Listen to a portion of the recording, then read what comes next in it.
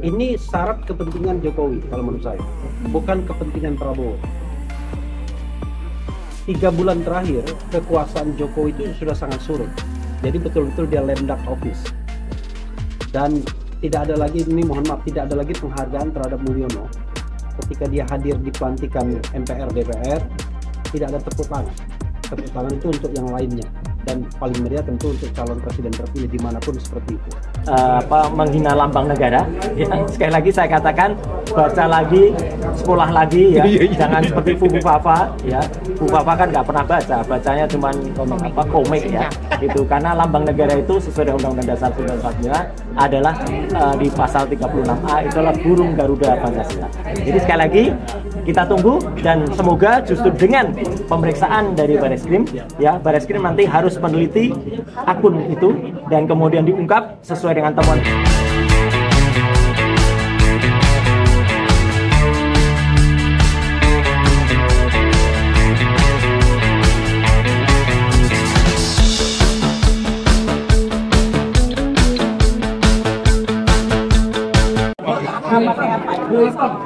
Kalau analisis saya, agak sini mundur dikit Pak, mundur dikit.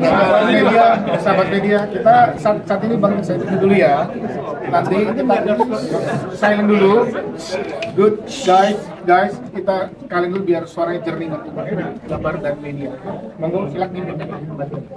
tadi pertanyaan saya ulangi bahwa apa kode pertemuan Jokowi sama Prabowo tadi malam.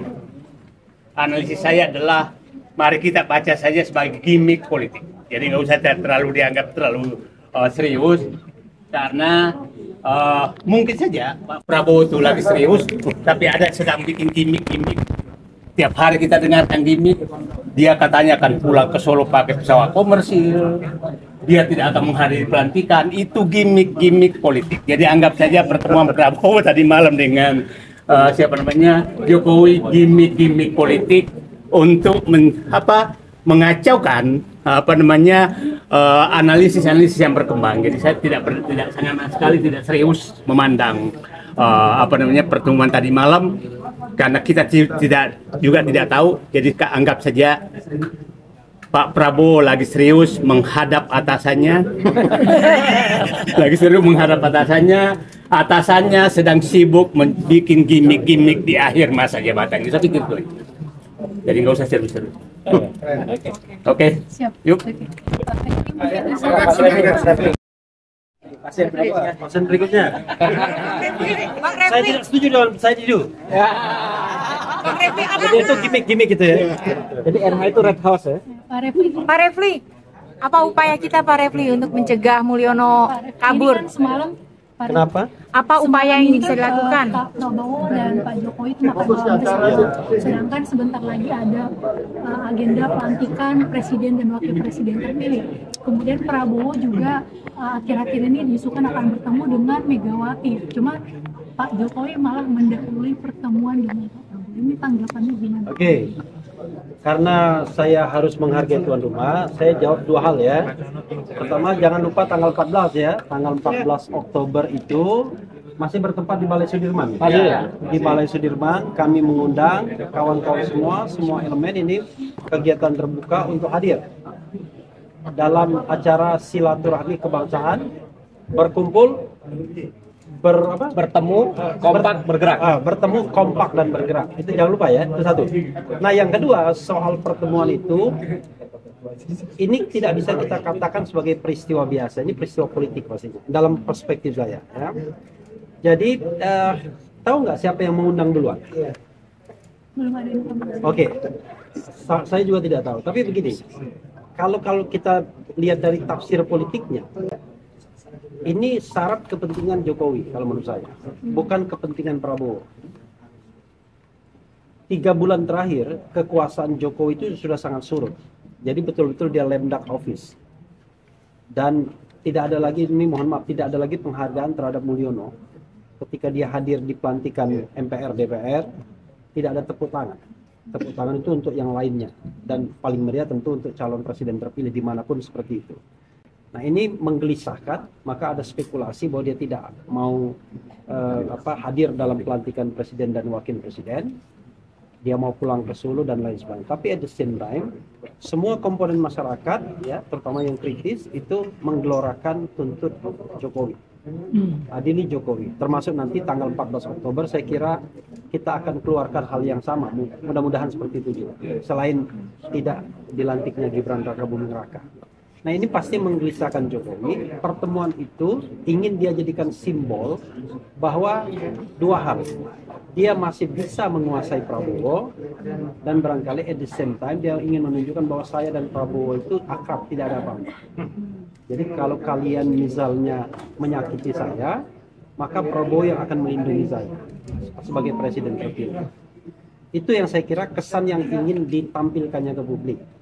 Tapi tentu di dalam ruang tertutup itu pasti ada negosiasi yang dibicarakan secara serius, yang tentu tidak untuk konsumsi kita. Untuk konsumsi kita kan cukup dengan bahwa dia bertemu, ada foto dibuat, ada equil di sana, selesai kan begitu. Itu konsumsi publiknya. Tapi pasti ada pembicaraan yang serius. Saya kira salah satu pembicaraan serius adalah dua hal. Bukan salah satu dua hal. Jaminan keamanan dia dan keluarganya, plus pelantikan Fufu Fafa, itu dugaan saya, ya. Dan yang kedua adalah titipan dia di kementerian itu mudah-mudahan agar dilaksanakan oleh Prabowo. Berarti ada upaya cawe-cawe. Saya kira kalau cawe-cawe itu dia punya kekuasaan. Kalau sekarang dia tidak lagi cawe-cawe, tapi minta-minta sudah. Iya, saya kira bukan cawe-cawe, tapi minta-minta. Beda dong, kalau cawe-cawe itu colek-colek, kamu gini. Tapi kalau minta-minta, I'm begging, saya minta. Awe-awe. Cawe-cawe. Beda ya. Oke, apalagi cukup? Pak, kan ada isu kalau PD itu ada rencana gabung ke pemerintahan Prabowo. Apakah ini juga salah satu upaya Pak Jokowi untuk tidak memutus? Jadi kalau kita kelompok tanggal 14 Oktober itu kelompok yang tidak galau dengan PDIP mau gabung atau tidak dalam pemerintahan. Kalau PDIP tidak gabung dengan pemerintahan, alhamdulillah. Tapi kalau gabung dengan pemerintahan, artinya tugas kita untuk menjadi oposisi. Dan ruang oposisi itu lebar sekali. Makanya saya katakan, selamat datang Liberté di sana, ya. Kemudian Egalite dan Fraternité. Jadi mudah-mudahan Prabowo Subianto tidak mewarisi watak Jokowi yang memenjarakan orang yang berbeda pendapat atau orang yang kritis. Kalau kritisisme, perbedaan pendapat itu masih diakui sebagai hak konstitusional, kita tidak perlu khawatir ada yang beroposisi atau tidak. Kalau semua kekuasaan atau kekuatan di DPR gabung menjadi satu, maka biarlah rakyat, biarlah komponen yang kritis, komponen tanggal 14 Oktober yang akan beroposisi kepada pemerintah. Dan kita tidak galau untuk itu. Oke. Merdeka! Keren. Ya. Di kesempatan ini nanti silakan kalau ada yang tanya. Tapi di kesempatan ini saya ingin memanfaatkan untuk menjawab karena banyak sekali pertanyaan ke saya. Siapkah saya untuk dipanggil ke Bareskrim? Saya menyatakan alhamdulillah ya kalau itu benar-benar dilaksanakan, maka sebenarnya ini adalah pintu yang sangat bagus sekali bagi Polri yang memiliki alat yang sebenarnya alat itu dibiayai oleh rakyat untuk mengetahui identitas siapa sebenarnya Fufu Fafa. Sebenarnya meskipun kita tahu, ya saya sudah tahu 2 minggu yang lalu dan alhamdulillah salah satu media Muter Alus sudah menyampaikannya kemarin bahwa sebenarnya BSSN pun ya Badan Cyber dan Sandi Negara sebenarnya sudah menyampaikan bahwa Fufu Fafa adalah orang yang selama ini kita sebut 99,9% adalah wakil presiden terpilih. Tapi tidak apa-apa. Ya, saya tunggu laporan atau kata tidak lanjut dari pasukan bau tanah. Ya, saya menyebutnya pasukan bau tanah. Ya, gitu. Bukan bawah tanah. Kalau bawah tanah kan di atas tanah. Ini udah bau tanah ya. Kayak yang mau dipendem jeru tadi. Ya, gitu. Jadi bau tanah. Karena idealnya dialah yang harus menyampaikan dulu bahwa karena melaporkan saya dan saya katanya dilaporkan menghina lambang negara.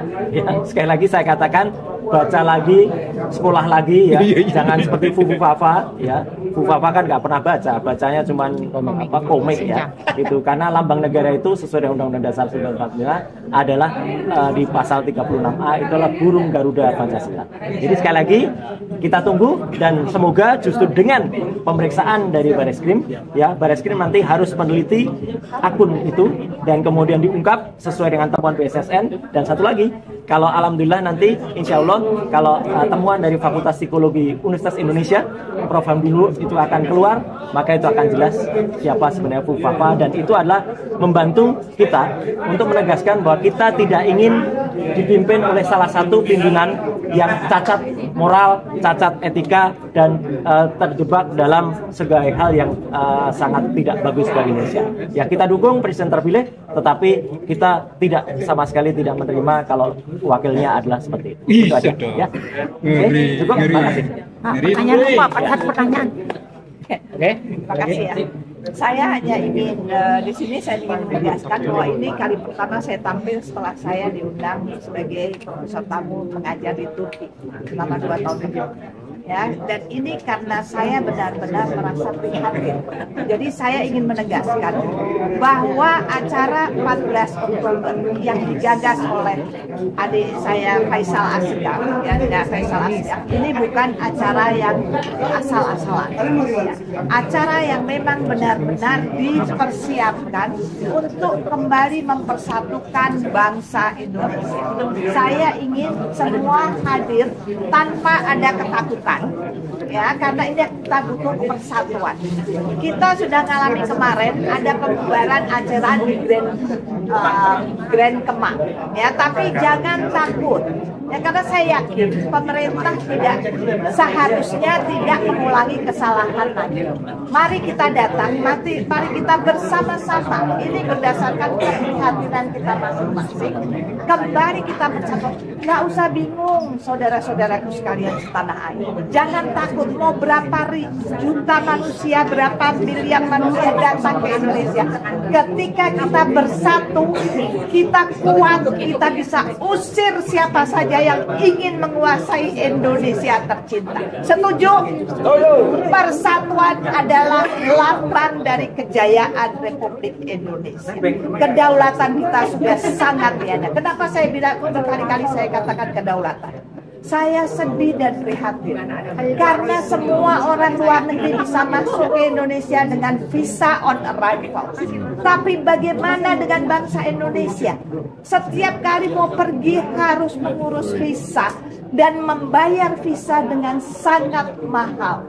Inikah negara yang diperjuangkan oleh founding father kita, termasuk ayah kita yang pejuang kemerdekaan? Bagaimana mengisi kemerdekaan dengan mensejahterakan rakyat, dengan berdaulat. Mari bersatu, mari hadir di 14 Oktober. Tunjukkan persatuan negara kita, tunjukkan persatuan bangsa Indonesia. Merdeka!